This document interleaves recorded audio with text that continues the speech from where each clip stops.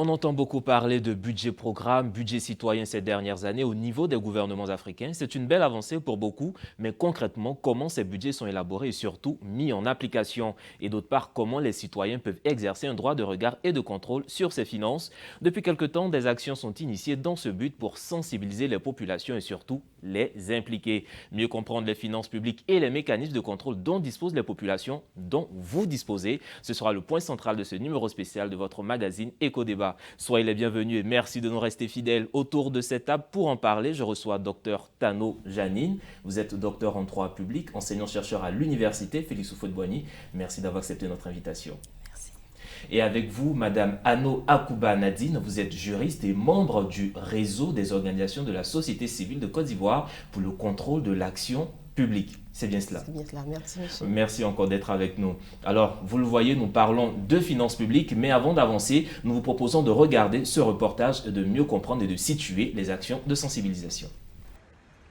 Le gouvernement ivoirien s'est doté d'un schéma directeur de la réforme des finances publiques pour améliorer la performance et la transparence du système de gestion des finances publiques. Mais dans la pratique, la majorité des Ivoiriens ignorent encore qu'ils ont le droit de porter un œil critique sur la gestion de ces finances publiques. À cet effet, une vaste campagne de sensibilisation vient d'être lancée par l'ONG Action pour la protection des droits de l'homme APDH et la Fondation Konrad Adenauer. Pour quelqu'un qui est dans une localité, il a le droit de demander à son maire quel est le montant du budget de la commune, quelles sont les affectations de ce budget, et si le maire refuse de mettre à sa disposition, ou les services de la mairie refusent de mettre à leur disposition les éléments demandés, il peut se baser sur la loi ivoirienne qui établit le droit d'accès à l'information et aux documents d'intérêt public pour exiger que ces documents leur soient mis en œuvre. Cette initiative, cofinancée par l'Union européenne et baptisée « Finances publiques, notre affaire à tous », vise donc toutes les organisations de société civile et devrait s'étendre sur 2 ans. Un des buts de ce projet, c'est de continuer à élaborer ce genre d'informations, à communiquer, échanger pour que la société civile ait plus d'outils et aussi, comme ça a été présenté ce matin, qu'il y ait aussi une plateforme de dialogue pour que l'État et la société civile et d'autres acteurs puissent plus échanger, discuter, poser des questions, réagir sur les finances publiques. Il sera question lors de ces campagnes sur tout le territoire ivoirien de sensibiliser les populations sur l'importance de leur implication et de leur participation dans la gestion des finances publiques pour une meilleure gestion des deniers publics. Alors, vous l'avez suivi, on parle donc de gestion et de transparence dans ces finances publiques. D'abord, c'est quoi exactement les finances publiques? Ok, les finances publiques sont l'ensemble des recettes et des dépenses gérées par des personnes morales de droit public. Au niveau national, nous avons, comme personnes morales de droit public, nous avons l'État, les collectivités territoriales, à savoir mairies et régions. Nous avons les établissements publics nationaux. Au niveau international, nous avons les établissements publics internationaux tels que la BCAO. Nous avons aussi les structures, les organisations internationales telles que l'Union africaine et la CEDEAO. Justement, ces finances-là, pourquoi ces dernières années, cette volonté, cet engouement, toute cette énergie qui est mise en place pour que les citoyens soient sensibilisés, soient impliqués? Qu'est-ce qui explique cela ces dernières années? Alors, il faut savoir que nous étions d'abord sous un budget qu'on appelait le budget de moyens. Alors, ce budget de moyens, qui était la phase initiale, a montré des insuffisances dans la mesure où il n'y avait pas suffisamment de suivi. Et donc, les États ont commencé, en tout cas pour les États de l'UEMOA, à transcrire une directive qui a été prise au niveau de l'UEMOA afin de pouvoir assurer ce suivi-là. Et donc, on parle aujourd'hui de budget programme, on parle aujourd'hui de contrôle du citoyen pour permettre aux citoyens justement d'exercer son droit de regard par rapport à la gestion des finances publiques qui est faite par les gouvernants ou on va dire par les institutions qui le représentent. Justement, quand le citoyen doit exercer un droit de contrôle, j'imagine qu'il y a quand même une formation, il y a quand même des prérequis pour ces citoyens. Tout le monde ne peut pas se lever comme ça et exercer un droit de contrôle. Vous, en tant qu'organisation de la société civile, comment vous vous organisez pour permettre justement à ces populations-là d'être sensibilisées, d'être formées pour mieux lire ces budgets et pouvoir exercer un contrôle? Ok. Pour que le citoyen puisse exercer son droit, parce que c'est un droit qui est consacré par la Constitution ivoirienne et même au plan international, même par la Déclaration des droits de l'homme et du citoyen de 1789. Pour qu'il puisse le faire, il y a un préalable à poser, comme vous l'avez dit. Il faut d'abord le sensibiliser sur les notions de finances publiques. Parce que ce qu'il faut remarquer, c'est que les finances publiques c'est pas une matière qui est accessible à tous les citoyens. Les finances publiques sont une matière très complexe, donc il faut trouver des moyens, je peux dire un peu, pas techniques, mais quand même accessibles pour leur expliquer cela. Pour ce faire, on fait la sensibilisation. Pourquoi sensibiliser les citoyens, les populations? D'abord, il faut remarquer que les finances publiques étaient d'abord l'affaire des organes étatiques. Les populations avaient peu de connaissances ou n'étaient même pas du tout intéressées par les finances publiques. Donc, en faisant la sensibilisation, on cherche d'abord à les informer. C'est quoi les finances publiques? On cherche à les informer qu'il y a un cadre juridique qui leur permet d'accéder à l'information budgétaire. Parce que le Code de transparence nous dit que les citoyens, étant des contribuables, ont le droit d'accéder à l'information budgétaire. Ont le droit d'avoir accès à cette information clairement, régulièrement et complètement en ce qui concerne la gouvernance et la gestion des finances publiques. Donc, par la sensibilisation, on leur porte cette information pour dire qu'aujourd'hui, vous êtes citoyen, c'est un droit. C'est vrai que vous ignorez ce droit, mais il existe et vous pouvez l'exercer. Donc, en leur portant l'information, il y a aussi la formation. Parce que, comme je l'ai dit au départ, ce n'est pas une matière qui est accessible à tous. Elle est complexe. Donc, il faut les initier pour qu'ils aient les outils pour pouvoir quand même exercer ce contrôle citoyen-là. Mais quand on parle de finances publiques aussi, on parle de l'action publique de l'État, des gouvernements qui viennent, je veux dire, la conséquence, les retombées, c'est sur les populations elles-mêmes. Oui. Donc le citoyen lambda, en suivant ces politiques-là, c'est un peu son quotidien qu'il suit au travers de l'État. Quels sont les mécanismes dont il dispose pour savoir que, je dis n'importe quoi, le budget de l'État, c'était 2000 milliards pour faire telle chose? Comment lui, en tant que citoyen, il peut aller demander où est-ce qu'on en est de tel projet, de tel projet? Avant d'en arriver au mécanisme, il faut ajouter que c'est non seulement un droit, mais c'est aussi un devoir pour le citoyen d'avoir un regard sur l'activité, on va dire, de la gestion qui est faite des finances publiques. Et ce devoir-là, il a un devoir de responsabilité, non seulement par rapport à, on va dire, au quotidien, à la gestion qui est faite, mais aussi par rapport aux générations futures. Et par rapport au mécanisme d'intervention, on a, on va dire, un contrôle a priori qui peut être exercé, un contrôle a posteriori, c'est-à-dire qu'une fois que les fonds ont été gérés, le citoyen peut très bien demander à comprendre ou à avoir une lecture de la gestion qui a été faite, c'est-à-dire qu'il va faire un suivi. D'accord, vous nous avez dit par exemple dans un budget, on vous a mis à disposition des fonds.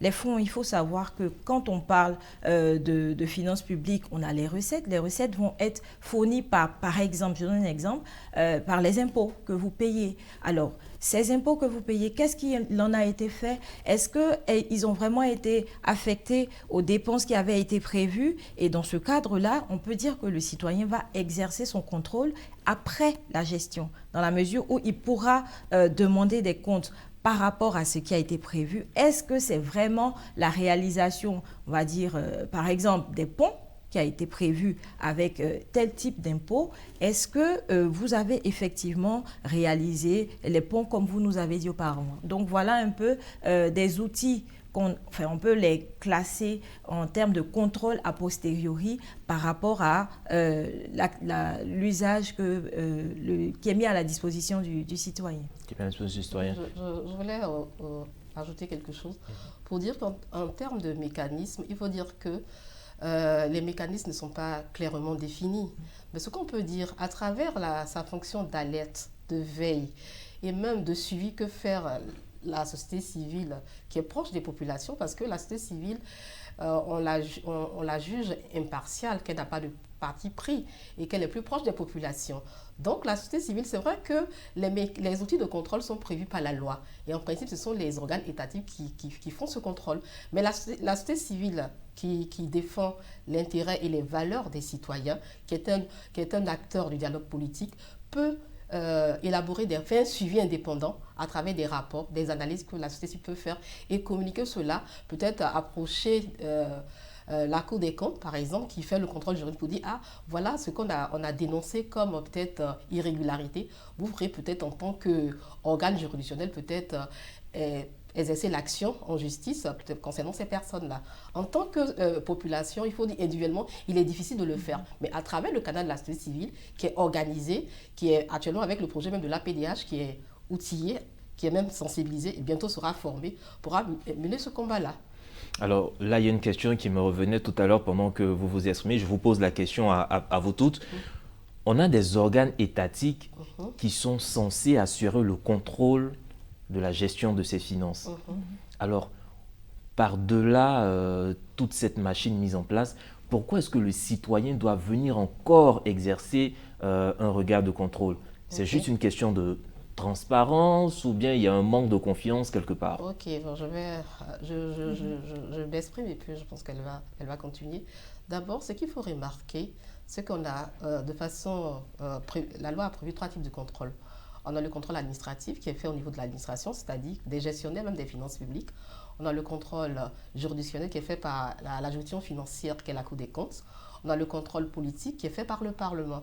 Ce qu'il faut noter, c'est que les parlementaires, ce sont nos représentants. C'est nos populations qui leur avons donné mandat pour parler à notre nom, pour agir à notre nom. Donc, il est important que la population qui est contribuable, qui fournit les recettes à l'État, parce que la politique, lorsque l'État réalise les actions c'est pour le bien-être de la population, c'est à travers nos contributions, qui sont les recettes fiscales et même douanières et toute autre tasse, que l'État réalise les actions pour les populations. Il est important que lorsque vous investissez, il est important de regarder où va votre argent. C'est vrai qu'il y a des organes étatiques qui le font, mais souvent le contrôle paraît théorique parce que les populations se plaignent. Quand vous prenez même le Parlement, où sont nos représentants? Est-ce que vous avez, depuis qu'on a eu la dernière loi de règlement, parce que c'est une loi que le Parlement devait prendre pour attester de la bonne gestion des finances publiques, ou bien s'il y a des problèmes, que le Parlement puisse saisir la Cour des comptes pour demander de mener des enquêtes pour voir mais qu'est-ce qui se passe, parce que c'est l'argent des contribuables, nous sommes leurs représentants, nous sommes garants de leurs intérêts. S'il y a quelque chose qui ne va pas, il faudrait que le Parlement puisse se lever. C'est vrai que toutes ces structures existent, mais il y a quelque chose qui n'est pas vraiment, qui n'est pas fait comme le veulent les populations. C'est pour ça qu'aujourd'hui, à travers le droit communautaire qui est l'UMOA, à travers nos directives, on donne même la possibilité aux populations d'accéder à l'information budgétaire. Parce que pour pouvoir faire un contrôle, il faut avoir l'information. C'est pour ça qu'au niveau même de l'État, on a ce qu'on appelle le budget citoyen, qui est un document simplifié du budget de l'État, qui permet aux populations de pouvoir comprendre le budget. On a dit au départ que le budget, les finances publiques, ce n'est pas quelque chose d'accessible, c'est quelque chose de complexe. Donc il y a déjà une documentation pour que les populations puissent avoir quand même les éléments. Ils savent au départ, comme ça, en début d'année, 1er janvier, parce que le budget est voté pour une année, 1er janvier au 31 décembre. Quand ils ont le budget, ils savent voilà qu'est-ce que l'État doit faire pour eux. À la fin, même en cours même d'exécution, ils peuvent commencer à interpeller l'État pour dire « Ah, tu devais faire ça à tel mois, tu ne l'as pas fait ». Mais comme ils n'ont pas ce cadre, ils ne peuvent pas saisir, ils n'ont pas la possibilité de saisir peut-être la Cour des comptes directement, ils peuvent passer par leurs représentants au niveau faire un lobbying, peut-être auprès même des groupes parlementaires de l'Assemblée nationale, pour leur dire, et même du Sénat, parce qu'aujourd'hui notre Parlement est bicaméral, on a 2 chambres, pour leur dire attention. Voilà, pour les interpeller, parce que pour les secouer un peu. Parce que si les gens ne sont pas un peu, on n'arrive pas à les booster, j'imagine le contrôle va rester dans la théorie. Voilà ce que je pense. Docteur, vous partagez le même point de vue? Je partage le même point de vue et j'aimerais insister sur le fait que ça participe de la démocratie, qu'on associe la population vraiment au suivi et de la gestion des finances publiques. Et je vais prendre un exemple. La déclaration de conformité qui a été mise sur le site de la Cour des comptes, il y a des recommandations que la Cour des comptes a faites. L'ennui et le problème, c'est qu'aujourd'hui, vous n'aurez pas de traces concrètement de ces recommandations-là au niveau, on va dire, au niveau pratique. si une organisation de la société civile qui est proche, qui est vraiment proche des populations, s'en saisit ou se rend compte que, ah mais attention, on a mis des recommandations, ce n'est pas forcément l'organe étatique qui va avoir la puce à l'oreille pour se rendre compte que voilà, on a émis des recommandations qui n'ont pas été mises en application. Qu'est-ce qu'on en fait? Vous avez les organisations de la société civile, justement, qui peuvent se saisir de ces questions-là parce qu'elles sont proches de la population et elles ont un regard neutre par rapport à l'organe étatique qui a la main vraiment à la patte. Donc, voilà ce que je voulais rajouter pour aller dans le même sens que Mme Ano. Et justement, il nous revient, et ce n'est pas le cas de la Côte d'Ivoire. C'est vrai qu'en début, on a pris cet élément, ce reportage sur la Côte d'Ivoire, mais c'est vraiment un cas d'école, un cas de figure qui se retrouve un peu partout dans les pays de l'UEMOA. Mais aussi le même fait, on le revient du Sénégal et du Burkina, l'accès à l'information financière. On dit que tout citoyen a droit à exercer son droit de contrôle, mais pour avoir accès à cette information financière, ça relève encore du parcours du combattant. Qu'est-ce qu'il faut pour améliorer cela, permettre aux citoyens d'avoir facilement accès à l'information financière? Ok. Pour que les citoyens puissent accéder facilement à l'information financière, il y a déjà un cadre juridique, il y a une loi qui est là, qu'on appelle la loi d'accès à l'information d'intérêt public. C'est vrai que la loi, elle existe, mais moi je pense qu'il y a un problème de vulgarisation. Il faut vraiment vulgariser cette loi par la sensibilisation pour que les populations sachent. Parce qu'on le dit à tout bout de champ, il y a une loi pour l'accès à l'information. Mais est-ce que les populations connaissent l'existence de cette loi? Parce que pour qu'ils puissent exercer ce droit, il faut qu'ils aient accès à l'information financière et budgétaire. Mais cela n'est pas aussi aisé parce que la structure qui est en charge de faire la vulgarisation doit faire son travail. Et les populations aussi peuvent le demander. Mais en général, comme on l'a dit au départ, la question financière, je m'excuse, n'intéresse pas trop les populations. Donc c'est un processus en fait. C'est un travail de longue haleine. C'est progressivement. Mais chaque fois, il faut aussi interpeller les gouvernants pour dire « Ah, il y a la loi qui existe, mais la pratique, ce n'est pas exact. » Est-ce qu'il n'y a pas un travail pour booster un peu les tests, pour que les populations puissent accéder à l'information? Peut-être, on peut rendre cette loi, comme on le fait pour le budget citoyen, dans un format simplifié, pour que les populations puissent comprendre, même dans nos langues aussi, à travers les émissions dans les radios communautaires. On peut expliquer aux populations que désormais dans votre commune, parce que la gouvernance financière doit commencer d'abord au niveau local. Il faut au niveau local qu'on puisse par exemple afficher le budget de la mairie ou même de la région pour que les populations puissent connaître tout ça. Avant de parler du budget de l'État au niveau national, il faut commencer par la petite échelle et puis monter au fur et à mesure. Donc il y a un travail, il faut toujours continuer à pousser l'État à pouvoir libérer. La société civile a son rôle de sensibilisation aussi. Elle doit vraiment prendre son bâton de pèlerin et pouvoir quand même prendre ces tests et le vulgariser pour que les populations puissent accéder à l'information budgétaire. C'est vrai que le problème que vous avez évoqué, c'est le même problème dans tous les pays. Tous les pays clament que les populations ont accès à l'information budgétaire. Il y a un cadre juridique qui existe, il y a une directive qui existe, mais la pratique est autre. Donc, il revient à la société civile, comme je l'ai dit, qui est éveilleur de conscience, qui est acteur du dialogue politique, qui défend les intérêts et les valeurs des populations, de prendre sa responsabilité pour pouvoir quand même véhiculer ces tests-là à travers la sensibilisation, pour la vulgariser, pour que les populations puissent vraiment connaître ces tests. Parce que quand vous savez quelque chose, vous pourrez peut-être revendiquer cela. Voilà. Alors justement, tout à l'heure encore dans vos propos, vous parlez un peu de vulgariser ces informations dans nos langues locales, en quelque sorte, parce qu'on sait en grande partie les populations rurales sont analphabètes et c'est un véritable problème. Qu'est-ce qui peut être fait en dehors de ces émissions en langue locale? Qu'est-ce qui peut être concrètement fait pour ces populations-là, pour les sensibiliser? On va dire qu'on a commencé quand même les sensibilisations par rapport à l'information financière. C'est de pousser un peu la volonté, être imaginatif, c'est-à-dire aller sur des exemples quotidiens. Vous ne pouvez pas demander à quelqu'un de payer un impôt quand il ne sait pas ce que c'est que l'impôt. Si vous lui dites, par exemple, écoute, l'impôt, c'est ta part contributive aux charges de l'État, bon, je le dis dans des termes très... mais vous dites à un planteur que, écoute, quand tu vends, tu as de l'argent, il y a une partie de l'argent qui va être destinée à faire telle chose qui peut lui être utile dans son quotidien, il va se rendre compte que, mais tiens, je participe à l'évolution ou au développement de mon pays, je vais contribuer parce qu'il aura compris dans un langage simple. Il ne faut pas se contenter. Aujourd'hui, on dit que toutes les populations sont à l'ère du numérique, mais on a quand même la fracture numérique qui existe. On se rend compte que c'est vrai, on est à l'ère du numérique, mais on a aussi les outils de base. On a aussi des échanges. On est surtout une population qui est, on va dire, on a une tradition orale. Donc, les échanges, même en langue locale, c'est vrai, sur les radios, mais dans des groupes, la société civile peut justement imaginer des groupes de discussion, des plateformes de discussion, des espaces de discussion, pas nécessairement qui passent par des canaux numériques, mais dans les formes traditionnelles. Je pense que ça, ce sont des choses qu'il faut pousser un peu plus, de ne pas se cantonner au numérique parce que tout le monde n'y a pas accès, mais de pouvoir faire des échanges vraiment sur des questions basiques, simples, avec des outils qui rappellent le quotidien des populations, justement. Alors, et dans la pratique, moi, je suis un citoyen lambda. Aujourd'hui, j'ai envie de savoir comment est-ce que est géré le budget du conseil régional de chez moi. Est-ce qu'en tant que personne lambda, je peux me lever et aller adresser un courrier au conseil régional pour savoir qu'est-ce qu'il en est de l'état financier, de l'état d'exécution? Et si je n'arrive pas à avoir accès à cette information, quels sont les outils dont je dispose pour pouvoir exercer une petite pression quand même sur nos autorités pour avoir cet état? Ok. Je suis une citoyenne lambda. J'habite à Mankono, par exemple. Je veux savoir un peu comment se passe la gestion du budget de la commune de Mankono.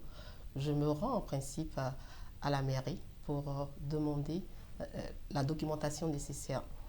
En me fondant sur la loi, il arrive qu'on ne me reçoit pas. Mais je pense que pour plus d'efficacité, il faut leur adresser un courrier. Parce qu'un courrier compte des charges. Parce que quand vous adressez un courrier, vous avez une preuve matérielle que vous avez déposé quand même, un document pour faire une demande.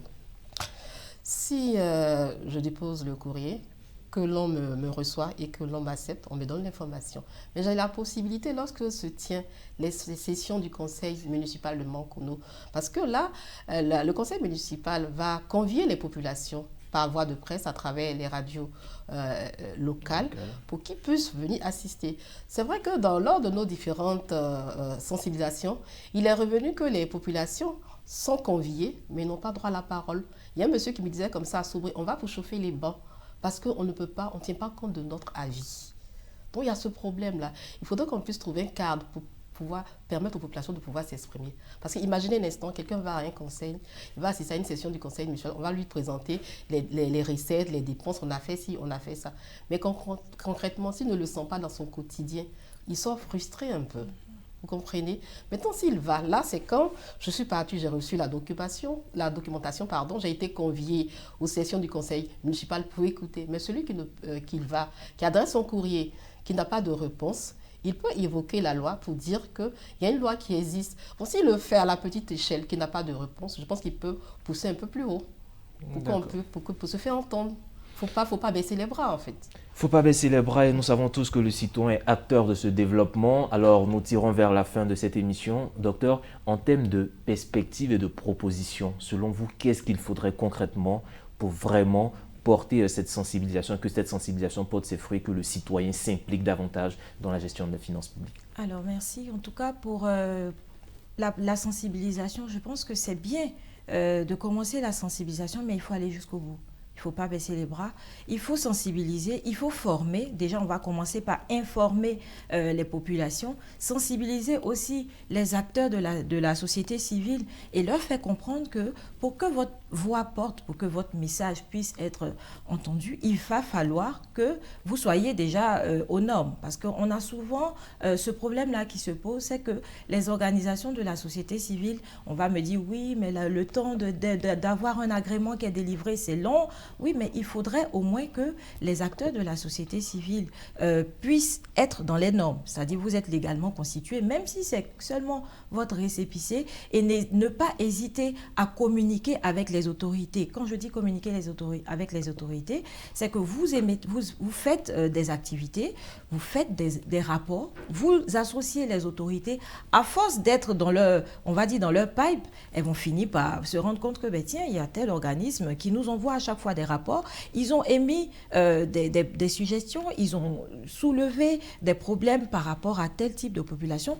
On va peut-être faire l'effort de les écouter. Donc, les organisations de la société civile ne pourront réellement avoir la voix qui porte que quand elles seront, en tout cas, au quotidien avec les autorités, mais vraiment au quotidien, marcher les pas dans les pas des autorités. Voilà. C'est le conseil en fait que je peux donner et surtout, je pense qu'il ne faut pas baisser les bras. Il faut informer, c'est vrai, mais il faut pousser la formation jusqu'à son terme de manière à pouvoir produire des résultats.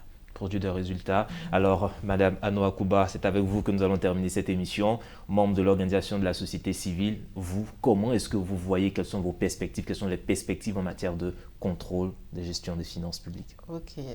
Pour moi, continuer la sensibilisation, la formation, il faut que les organisations soient formées en tant qu'organisation de la société civile. Elles doivent continuer à être formées, se procurer de tous les rapports que rend les décisions de la Cour des comptes, des différentes structures qui interviennent dans le domaine en matière de contrôle des finances publiques. Parce que si la société civile arrive à acquérir ces documents, elle pourra mener des analyses par rapport à tout ce qui est fait et à travers les irrégularités qu'elle aura relevées, elle pourra produire à son niveau aussi des rapports aussi. Donc, je pense que c'est un processus. Il faut continuer, il ne faut pas baisser les bras. Et la société civile peut aussi veiller à créer un cadre de dialogue avec les gouvernants. Parce que les gouvernants ne sont pas les ennemis de la société civile. Si on veut travailler sur la question des finances publiques, il faudrait qu'on puisse avoir quand même un cadre de collaboration avec les gouvernants pour qu'on puisse permettre aux populations qui sont contributeurs, qui consentent à l'impôt à travers le Parlement, pour qu'on puisse arriver à améliorer la gestion de nos finances publiques, pour qu'on puisse avoir un système de gestion transparent. Parce que tout ça, c'est pour le bien-être des populations. Parce que tout ce que l'État fait, c'est pour nous en fait. Tout ça pour le bien-être des populations. Le citoyen doit donc devenir un acteur majeur de la bonne gouvernance financière. Merci encore, Madame Anno Akuba, d'être passée dans nos studios. Merci à vous, Dr Tano Janine.